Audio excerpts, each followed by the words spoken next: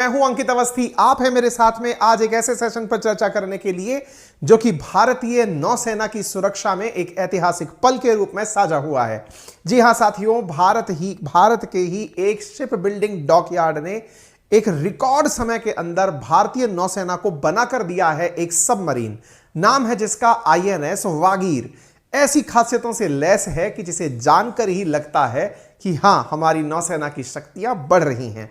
अगर आप नहीं जानते कि सबमरीन क्या होती है तो केवल इतना समझ लीजिए कि वे समुद्री युद्धपोत जो पानी के भीतर भी रह करके दुश्मन पर वार कर सकते हैं, और ऐसी सबमरीन जो कि अपने साथ लगभग 50 सैनिकों को अपने साथ लेकर समुद्र की गहराई में 50 दिन तक रह सके, ऐसी काबिलियत से युक्त होकर निकली है INS वागीर, जो कि आज भारतीय नौसेना को सौंप दी गई है। आप यहां देख सकते हैं INS वागीर, जो कि 5th सबमरीन है कलवरी क्लास की, और यह इंडियन नेवी में आज कमीशन कर दी गई है। साथियों, भारतीय नौसेना लगातार 2017 से प्रोजेक्ट 75 के तहत बनी हुई सबमरीन्स को अपने साथ जोड़ती जा रही है। इसी के अंदर यह 5वीं यानी कि मतलब ये जो लगातार 5th सबमरीन है, इसके बाद एक सबमरीन और है जिसका नाम वगशीर है। संभवतः 2023 के अंत तक वो भी भारतीय नौसेना में शामिल हो जाएगी।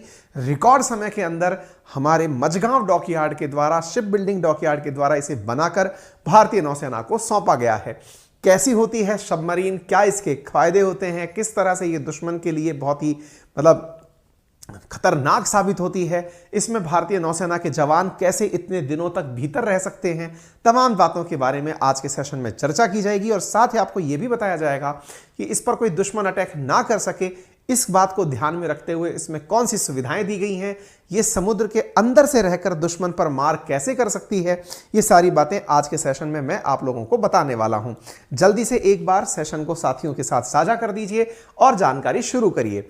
इधर देखिए, आपको यहां पर लिखा दिखाई दे रहा है INS वागीर कमीशनिंग सेरेमनी 23 जनवरी 2023, यानी कि आज ही के दिन भारतीय नौसेना को इसे समर्पित किया गया है। आप इसे देख सकते हैं किस प्रकार से एक भव्य कार्यक्रम के माध्यम से आप इसे भारतीय नौसेना में शामिल होता हुआ देख रहे हैं। मैं आपको यहां पर एक वीडियो दिखाता हूं, द हंट बिगन्स। अच्छा, बाय द वे, आप जब इसे देखते हैं तो पानी के भीतर ये जाती हुई आपको दिख रही है। एक बार ना वीडियो को बड़ा अच्छे से फेस करिएगा, आपको आनंद की प्राप्ति होगी। एक बार जरूर दोबारा से मैं इसको प्ले करूंगा, लेकिन एक बार आप अपने हिसाब से इसे देख लीजिए। पानी के भीतर किस प्रकार से ये जा रही है, ऐसा लग रहा है जैसे कि कोई शार्क शिकार करने निकली हो। इसके ऊपर जो ये नलिया सी निकलती देख रहे हैं आप, ये और कुछ नहीं अपितु टॉर्पीडो लॉन्च करने के लिए वागीर। असल में साथियों, इसे सैंड शार्क के नाम से भी जाना जाता है। वागीर एक इसको जिसको शब्द लिखा ना, लेट्स द हंट बिगिंस, चलिए शिकार करने निकलते हैं। क्यों, ऐसा क्यों कहा गया है? क्योंकि असल में पानी के समुद्र की गहराइयों में काफी अंदर एक शार्क पाई जाती है। शार्क एक ऐसी आक्रामक मछली जो कि अपने शिकार को जब तक कर नहीं लेती उसके पीछे चलती रहती है। वहीं से इसका यह नाम मिला है, यानी कि सैंड शार्क जो है वो उसी के नाम से मिलता जुलता नाम इसे वागीर कहा गया है। तो वागीर जो नाम है वो उस शार्क का है। दूसरी बात, जैसा मैंने आपसे कहा कि शार्क की खासियत होती है कि वह समुद्र की गहराइयों में रह करके अपने शिकार को मारने जाती है। इसके साथ भी ऐसा ही है, ये समुद्र की गहराई में 350 मीटर तक नीचे जा सकती है, और तो और उस नीचाई पर यह 50 दिनों तक रह सकती है। 50 दिनों तक अगर 50 लोगों को अपने साथ लेकर रह रही है तो आपके दिमाग में एक बड़ा प्रश्न उठना चाहिए। प्रश्न क्या? कि समुद्र के अंदर इतने सारे लोगों को ऑक्सीजन कहां से मिलेगी? जी हां साथियों, यह अपने आप में बड़ी चिंता की बात है। 50 दिनों तक अगर कोई पानी के अंदर जहाज चल रहा है, ऑक्सीजन के लिए क्या करोगे? और अगर ऑक्सीजन ऊपर पाइप लगा के निकालने जाओगे तो दुश्मन को पता चल जाएगा कि आप मूव कर रहे हो। सोच कर देखिए, इसके अंदर ही ऑक्सीजन बनाने की फैसिलिटी लगाई गई है, यानी ये लंबे समय तक अंदर रह सकती है। इस विशेषता को ध्यान में रखते हुए इसके अंदर ही, सबमरीन के भीतर सामान्यतः ये फैसिलिटी होती है, इसमें और भी उन्नत किस्म की लगाई गई है। सबमरीन के साथ सबसे बड़ा चैलेंज क्या होता है? दुश्मन को पता ना चल जाए। दुश्मन को पता कैसे चलता है? दुश्मन समुद्र के अंदर अपनी दूसरी सबमरीन से साउंड नेविगेशन एंड रेंजिंग तकनीक के माध्यम से, जिसे आप सोनार तकनीक कहते हैं, उस माध्यम से आपके बारे में जानकारी ले रहा होता है। अगर आपकी सोनार तकनीक से उसे जानकारी मिल रही है तो ऐसी स्थिति में सोनार से इसको पता ना कर पाए कोई, इसीलिए इसमें radar acoustic sonar sound navigation को पकड़ लेने वाली इसके अंदर स्टेल्थ लगाई गई है, यानी कि अकॉस्टिक यानी साउंड रोधी इसकी दीवारें बनाई गई हैं, ताकि दूसरे की तरफ से आ रही कोई भी रेडिएशन को ये स्टेल्थ टेक्नोलॉजी की तरह अवशोषित कर लेगी। बहुत सारी खूबियतों से यह युक्त है, आप इसे देख सकते हैं। समुद्र में चलते चलते लैंड माइंस बिछाने की काबिलियत रखती है, यानी कि समुद्र के अंदर चल रही है। और इंटरेस्टिंग बात देखिए, समुद्र की सरफेस पर 20 किलोमीटर प्रति घंटा की रफ्तार से, तो समुद्र की गहराई में 40 किलोमीटर प्रति घंटे की रफ्तार से चलती है। वहीं दूसरी ओर इसकी खासियत है कि चलते चलते अपने पीछे टॉर्पीडो जमाते हुए निकलती है, यानी कि चल रही है और टॉर्पीडो पानी की गहराइयों में ऐसे बम गोले पानी की गहराइयों में छोड़ती जा रही है। आप विचार करिए कि इतनी सुविधाओं से है ये युक्त है। आप इसे देख सकते हैं, ये कलवरी क्लास की 5th पनडुब्बी है, जिसे सोमवार को सुबह नौसेना को समर्पित किया गया। भारतीय नौसेना के अध्यक्ष एडमिरल आर हरिकुमार ने मुंबई के नेवल डॉक पर वागीर को कमीशन किया है। साथियों, वागीर 24 महीने की अवधि में नौसेना में शामिल होने वाली तीसरी सबमरीन है। विशेषताएं देखिए आप, 24 महीने की अवधि में। एक और इंटरेस्टिंग बात बताता हूं, यह वागीर नाम इसे विरासत से मिला है। असल में भारतीय नौसेना में पहले भी 1973 से लेकर 2001 तक ऐसे ही एक युद्धपोत वागीर के नाम से हुआ करता था, उसी के नाम से इसे यह नाम मिला है। भारत में आईएनएस ये प्रोजेक्ट 75 के तहत कुल 6 सबमरीन बननी है, उनमें से ये 5वीं सबमरीन है। 2017 से ये कमीशन होना शुरू हुई हैं और लगातार भारत में स्वदेशी रूप से ये पनडुब्बियां बनाई जा रही हैं। भारत में पनडुब्बी निर्माण में फ्रांस भारत की मदद कर रहा है और भारत और फ्रांस मिलकर के इतने रिकॉर्ड समय के अंदर इसका उत्पादन कर रहे हैं। आईएनएस वागीर कलवरी क्लास की 5वीं सबमरीन है और यह 2017 में आईएनएस कलवरी भारतीय नौसेना को सबसे पहले मिली। दूसरी सबमरीन आईएनएस खंडेरी सितंबर 2019 में, तीसरी सबमरीन आईएनएस करंज मार्च 2021 में, चौथी आईएनएस वेला नवंबर 2021 में और उसके बाद में आज आईएनएस वागीर हिंद महासागर की शान बन चुकी है। और छठी और आखिरी सबमरीन वागशीर के नाम से है, जो कि इस 2023 के अंत तक भारतीय नौसेना को मिल सकती है। ठीक है, इसके साथ साथ मेरे प्यारे साथियों, मझगांव डॉकयार्ड मुंबई के अंदर स्थित भारत सरकार के अधीन एक उपक्रम है जिसके द्वारा इसका निर्माण किया गया है। ये कुल 6 नाम हैं जिन्हें आप याद रख सकते हैं, कलवरी, खंडेरी, करंज, वेला और वागीर। इसके बाद वागशीर जो है वो आपकी 6ठे नंबर की वो होगी और ये प्रोजेक्ट 75 के अधीन बनाई जा रही हैं।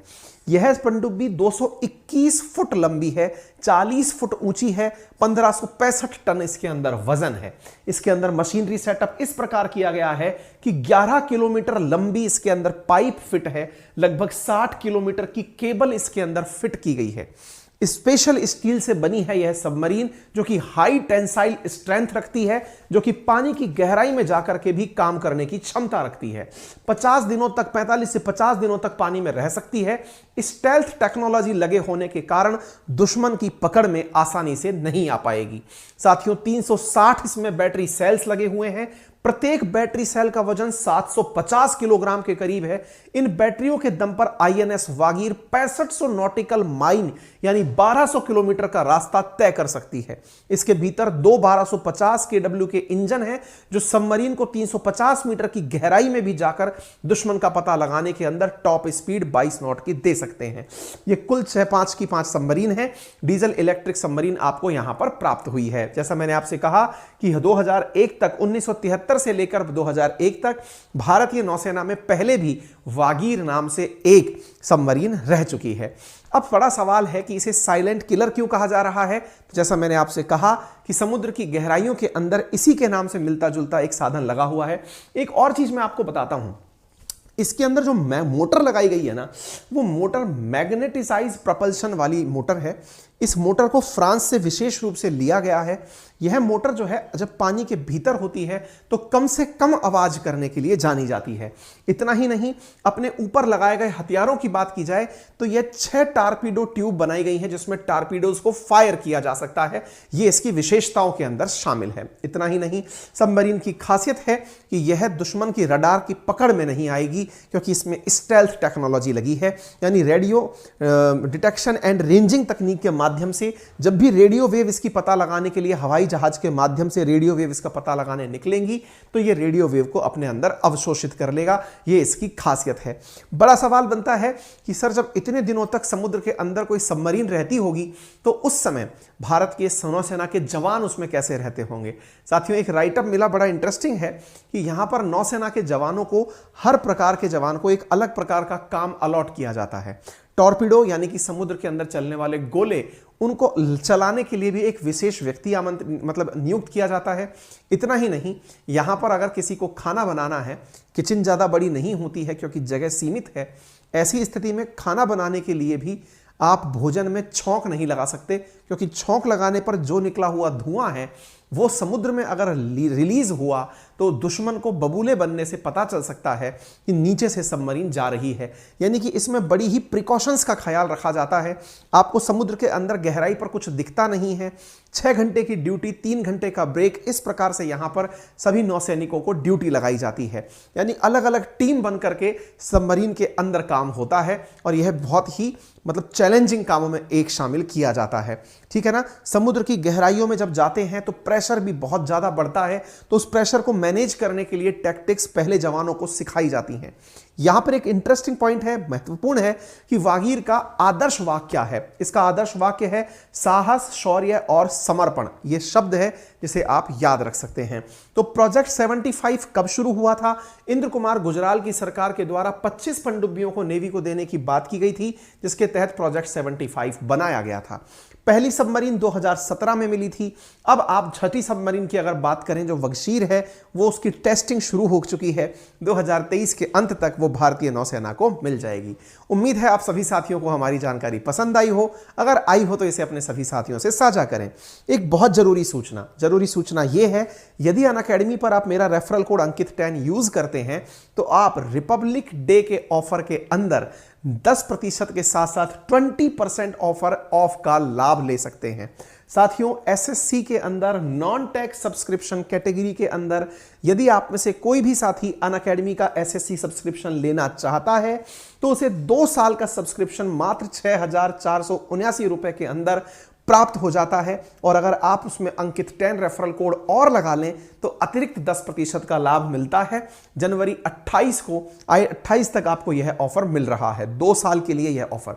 अब इसके अंदर क्या क्या मिलता है मैं आपको अगर ऑफर के अंदर बताऊं तो आप इधर देखिए, यहां पर कंप्लीट बैच एमटीएस के लिए आपको फुल सिलेबस कवर के साथ में उपलब्ध कराए जा रहे हैं, बेस्ट एडुकेटर्स के साथ साथ। इतना ही नहीं, 26 जनवरी से यहां पर नए बैच दिल्ली पुलिस के शुरू हो रहे हैं, जिसमें पूरा सिलेबस कवरेज है। दिल्ली पुलिस कांस्टेबल वगैरह के कोर्सेज यहां पर बाइलैंग्वेज भाषा में पढ़ाए जा रहे हैं, वो आपको मिलते हैं। इतना ही नहीं, सफलता बैच शुरू हो रहा है 26 जनवरी से एसएससी सीजीएल 2023 एग्जाम के लिए, एसएससी प्री और मेंस को ध्यान में रखते हुए, इसमें कॉम्प्रिहेंसिव कवरेज, 200 घंटे से ज्यादा कंज्यूमेबल आइटम्स, ड्यूरेशन बैच का 4 महीने रहेगा, आप इसे भी ज्वाइन कर सकते हैं।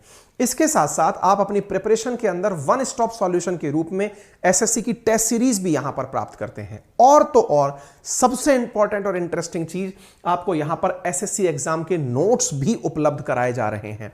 नोट्स लेने के लिए आप क्या कर सकते हैं, आपको बकायदा एसएससी नोट्स का एप्लीकेशन पर एक ऑप्शन दिया गया है, आप वहां पर क्लिक करके चैप्टर वाइज अपने नोट्स डाउनलोड कर सकते हैं। यहां पर यह फैसिलिटी आपको नोट्स की भी अलग से दी गई है। साथ में आप अपने साथी के साथ अनअकैडमी एंड्रॉइड ऐप पर नॉलेज फाइट भी कर सकते हैं। आस्क ए डाउट फीचर का लाभ लेकर एडुकेटर से अपने डाउट्स भी पूछ सकते हैं। तो उम्मीद है आप सभी साथी इसका लाभ अवश्य सुनिश्चित करेंगे और 28 तारीख से पहले इस ऑफर का लाभ लेते हुए 20% प्लस एडिशनल 10% लाभ को लेते हुए अपने सब्सक्रिप्शन और सॉल्यूशन को सुनिश्चित करेंगे। धन्यवाद।